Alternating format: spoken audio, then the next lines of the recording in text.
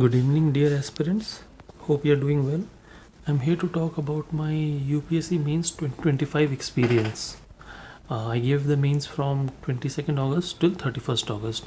So, as you all know, that mains preparation, everyone talks about what to do, study. So that all we will also talk about in next few videos. But here I want to tell you about the real real time situation, what went through my mind and what physical and mental exertion one goes through in those days between 22nd August and 31st August.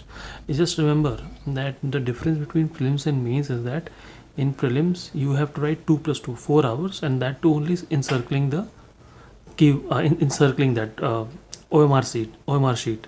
But here in mains you have to write for 27 hours. Just remember, 27 hours. 3 hours of essay, then 3 plus 3 6 hours of GS1 GS2, 3 plus 3 hours of GS3 GS4, then qualifying paper, and then your optional. It's a very grueling schedule. You don't have time at all. You have to recover, you have to prepare. A lot of thing goes in your mind. What you do in 3 months is very important between prelims and mains, but what you do in those 9-10 days is equally important. So that's what I will tell you, my point of view of what I did in those days, or how I made sure that my few days before the mains were in tune with that of the UPSC paper. So what I will say is that on the first exam was on 22nd August. तो जो 22nd अगस्त को पहला paper था हमारा ऐसे, तो क्या होता है कि ऐसे में what we mainly focus is that उसमें ज़्यादा रटना नहीं होता. मतलब जैसे आप GS1 GS2 के पहले आप बहुत कुछ रट के जाते हो, your mind is pre occupied with so many facts, so many points. But in ऐसे थोड़ा फ्री फ्लो होना चाहिए माइंड का. मतलब जब आप ऐसे दे रहे हो तो आपके माइंड में होना चाहिए कि हाँ, मैं कैसे GS1 GS2 GS3 GS4 के पॉइंट को ऐसे में डाल सकूँ. सो सबसे पहले क्या होता है कि आपका 9 बजे पेपर होता है. सो फर्स्ट डे होता है, तो प्लीज़ कुछ भी हो जाए 1 घंटे पहले पहुँच जाइए, because it's the first day of the mains. So थोड़ा बहुत नर्व्स रहते हैं, तो उसकी वजह से क्या रहता है कि if you reach exam early then you are mentally थोड़ा रहता है कि चलो all other aspirants are also there. तो एक ये पॉइंट ऑफ व्यू बहुत इंपॉर्टेंट है कि जो फर्स्ट डे, सेकंड डे से आप ऐसा मत करिए, फर्स्ट डे करिए कि 1 घंटे पहले ही पहुंच जाएगा. अगर 9 बजे है मतलब 8:30 तो बंद हो जाता है, वो कह रहे हैं कि 8:30 तक बंद हो जाता है. सो reach the examination centre at least 1 hour before. So reach by 7:45, 8, definitely reach before 7:45. So what this will do is this will help you gain some mental peace at that time when you reach and cool down your nerves. So 8:30 आपका entry होता है. So when you enter the examination hall, mainly वही रहता है कि आपका पहले roll number के अकॉर्डिंग आपको अपने सीटिंग अरेंजमेंट मिल जाते हैं, और आपको पेपर जो मिलता है वो अराउंड 5 मिनट्स पहले मिल जाता है. सो वो जो 5 मिनट पहले मिलता है तो आप टॉपिक चूज़ करना तो चलिए बाद में, वो पेपर शुरू होने के बाद ही करते हैं. बट ये 5 मिनट पहले आपको क्वेश्चन पेपर मिल जाता है. You can not right anything in those 5 minutes. तो when you get the paper, first of all what you can do is right your roll number and write the name of the exam, and then take out the question paper on the back of the OMR, back of the QCAB. तो आपको क्या रहता है, QCAB बोलते हैं, question कम answer booklet बोलते हैं उसको. In the question come answer booklet, the first part around 50 pages thick is your QCAB, and at the end there is the question paper that is attached to the QCAB, which you just easily peel off from there. फिर आप question paper पढ़िए. तो ये रहता है. फिर ऐसे में जैसे स्टडी हुई रहती है कि 15-20 minute you have to brainstorm and write keywords what you will be making sure. So वो हम अलग अलग वीडियोज़ में आपको करेंगे डिटेल स्ट्रैटेजी क्या होती है. I am just telling the experience.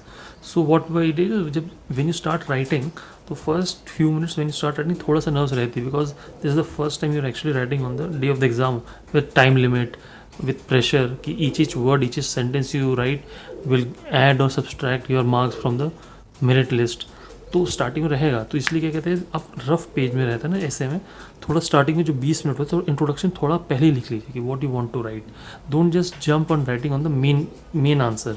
Rough इसलिए दिया जाता है, और ऐसे में यही लोग गलती करते हैं कि पहले से ही लिख देते हैं. No, first 15-20 minute just brainstorm. So that will be very important for your mentality, so that you can go ahead.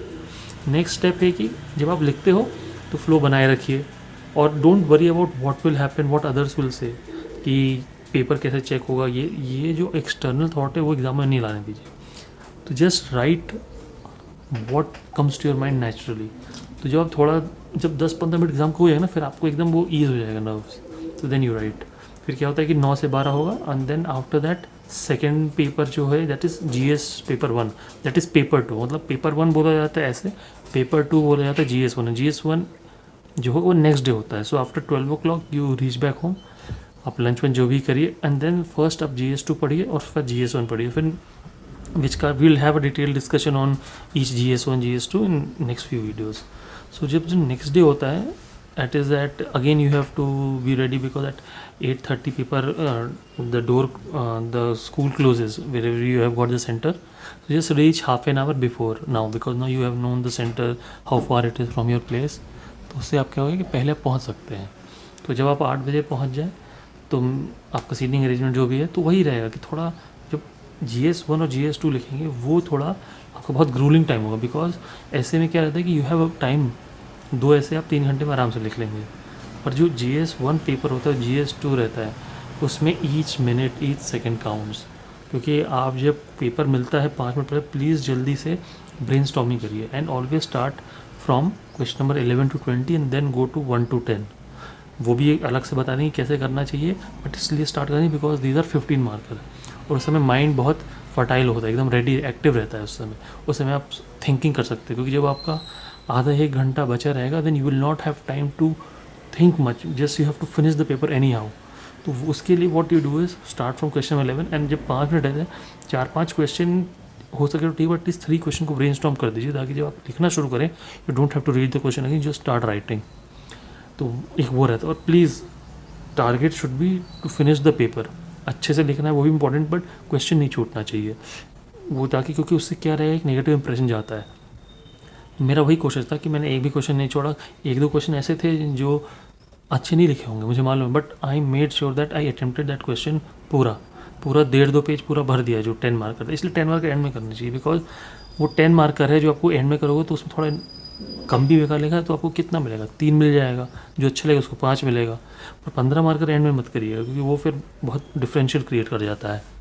वही है GS2 का भी वही है। अब GS3 और GS4 का अलग ये डिफरेंस है कि शाम को जब आप 5:30 बजे वापस आते हैं you are tired mentally and physically, बहुत टायर्ड हो जाते हैं। तो वहीं पर आपको एक स्ट्रॉन्ग विल रखनी है कि जब आप प्रिपरेशन जो 3 मंथ थे, आप एक जैसे आप कोई एक टेस्ट कोई भी इंस्टीट्यूट का विजन हो, फोरम हो, कोई भी अगर आपको या खुद से भी कर रहे हैं, एक सुबह शाम आप please give FLTs, GS1 morning, GS2 evening, next day GS3, next day GS4, at least 2 days continuously you write, so that you get to know कि what is the grueling part of that. See, it's like practice makes a person perfect, please practice. तो वही था जब GS2 देकर आया तो I was not that tired or mentally physically exerted because I had practiced this beforehand. तो मुझे मालूम था कि yes I will be going through this, so I was mentally prepared. Physically yes, you're drained, but mentally I was not drained because I remembered कि I have done this, I have practiced this. तो आया 5:30 बजे आया, 10-15 आया, आधे घंटे break लिया, खाना वाना कुछ खाया, and then by 6-6:15 I started studying again. तो वही अगले दिन जब आप जाएंगे, अब ये भी है देखिए हर का होता है GS1 GS2 पर जो है आप कम सो पाएंगे। मतलब मैं मुश्किल से 4 घंटे सो पाया था, कोई होता 5 घंटे सोते, तो it's upon you how your body is able to recover from sleep. कोई 2-3 घंटे सोते, मैं 4 घंटे सोया था बिटवीन GS1 GS2 के बाद जो दिन है यार GS3 के वाला, that night I slept for 4 hours। तो वही then you reach again at 8:30। फिर GS3 का एज ऑलवेज आपको 5 मिनट पहले मिलेगा। GS3 as compare to GS1 GS2 ज़्यादा लेंदी होता है, बिकॉज क्वेश्चन थोड़े बड़े होते हैं। अब देखेंगे ना जब आप क्वेश्चन पेपर पढ़ेंगे तो वो 4 पेजेस का क्वेश्चन होते हैं। GS1 GS2 सिर्फ 2 पेज हैं, पर GS3 that is 4 page, 1 2 3 5 page का होता है। तो थोड़ा क्वेश्चन पेपर बड़ा होता है उसका, तो इसलिए वो जब आप उसको मिले वही भी 11 से 20 करिए उसको। तो वो GS3 थोड़ा लेंदी हो जाता है, but make sure that you keep on writing and writing, don't stop. GS3 बहुत इंपॉर्टेंट है कि आप डायग्राम बहुत बनाएं। I will have a discussion on each GS separately, but एक ये ध्यान रखिए कि आपका डायग्राम होना बहुत इंपॉर्टेंट है। उसके बाद जो आपका है कि आप keep on writing point wise, कभी पैराग्राफ में मत लिखिए, बिकॉज पॉइंट वाइज क्या है it's easy to check. Examiner जो होता है it checks from top to down, not left to right और राइट टू लेफ्ट, वो ऊपर नीचे देखता है। So always make sure that your topic, so as I was saying, so the paper checker checks the copies from top So as I was saying, so the paper checker checks the copies from top to bottom, not left to right. So make sure that you write in points. And GS3 is a bit lengthy, so make sure that your points are ready, and on the spot you are able to think decisively, because you will get very less time to even able to read question more than once. When you go in the last 1 hour, you just to read the question start writing. So for that we'll have a detailed discussion how to make notes, what is one pager notes value, how we go about that. So that we'll do have a very good detailed discussion on that. But make sure that no question is left.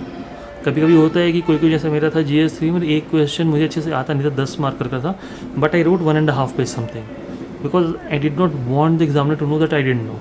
थोड़ा practice करिए, वो उसका अच्छे से हो जाएगा.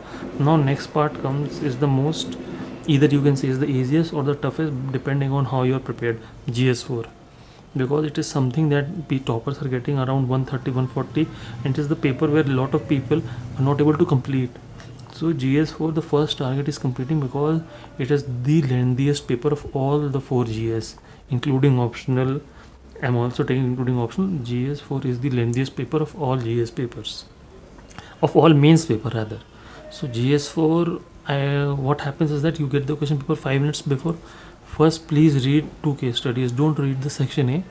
Read the first 2 case studies. Identify the stakeholder. Identify the ethical dilemmas, and make sure that when your time starts, write the first 2 case studies which you have brainstormed in those 5 minutes. उस 2 case study को आप लिख दीजिए, जिसको आपने brainstorm किया है. उस 2 केस स्टडी को जब आप लिखेंगे तो उसमें एक टाइम क्या रहेगा कि आपको वो क्वेश्चन पेपर, वो सेक्शन बी का जो केस स्टडी, उसको फिर से नहीं पढ़ना है. वो 5 मिनट में पढ़ ले तो वो 2 केस स्टडी जो है, instead of 15 minutes each case study, you are indirectly giving only 12.5 और 30 मिनट्स टू राइट. तो वो आपका 2-2.5 मिनट बहुत बच जाता है. तो बस पहले 2 करी, पूरा नहीं, पहले 2 करी, फिर सेक्शन ए में वापस आइए, क्योंकि केस स्टडी बहुत कुछ सिमिलर टोन में लिखा जाता है, बट सेक्शन एकदम अलग रहता है, क्वेश्चन बहुत डिफरेंट रहते हैं. केस स्टडी में मेन क्राइटेरिया बहुत सिमिलर रहता है, कैसे लिखना है कि ऑप्शन होगा, ये होगा, उसका क्रिटिकल वैल्यू इवेल्यूएशन करिए, उसमें what will you do, what is the ethical dilemmas. But section is a bit different. तो सेक्शन ए में आप वही टॉपिक करिए जो 2 क्वेश्चन करने के बाद करें. So as I was saying, so the paper, अब आपने जब GS4 जैसे आपका कंप्लीट हो गया है, so what happens that at 5:30 you will again go back to your homes.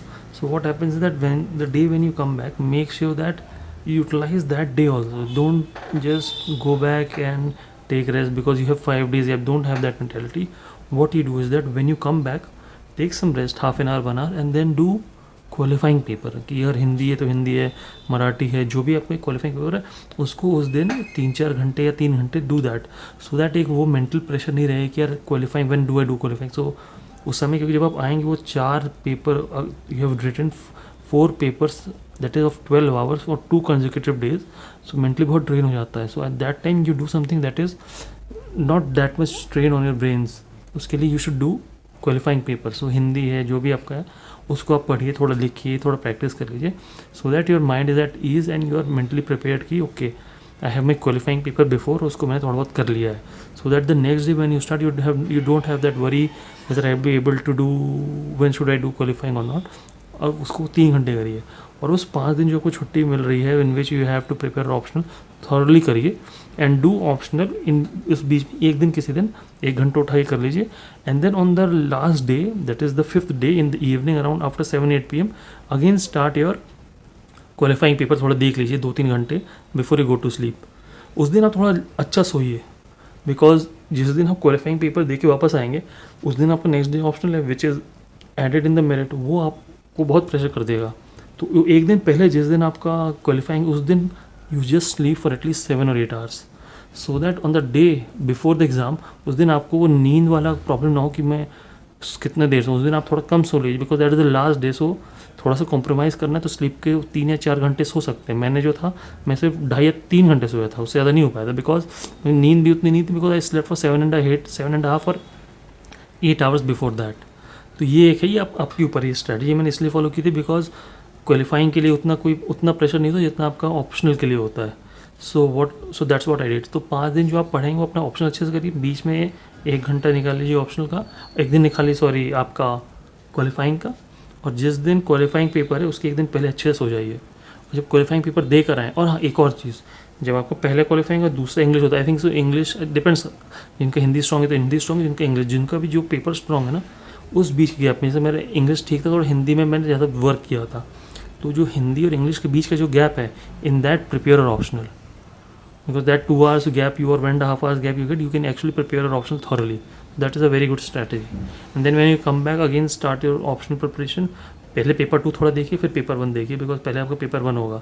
So and option में वही करना है कि ऑप्शनल में you when ever you get the paper 4 or 5 minutes before, analyze the question paper, which 5 questions you will do in those out of 8. Don't brainstorm in those 5 minutes. In optional, what is important is choosing the questions more important than brainstorming, because कोई question बहुत tough होते हैं जो आपको नहीं आते, so you have to be careful which question you will attempt. तो वो 5 मिनट में करिए. एंड देन फिर यही दोनों पेपर जब हो जाता है, व्हेन यू कम आउट, तो एक मेंटल आपको रहना चाहिए कि अब मैंने अच्छा दिया है पेपर.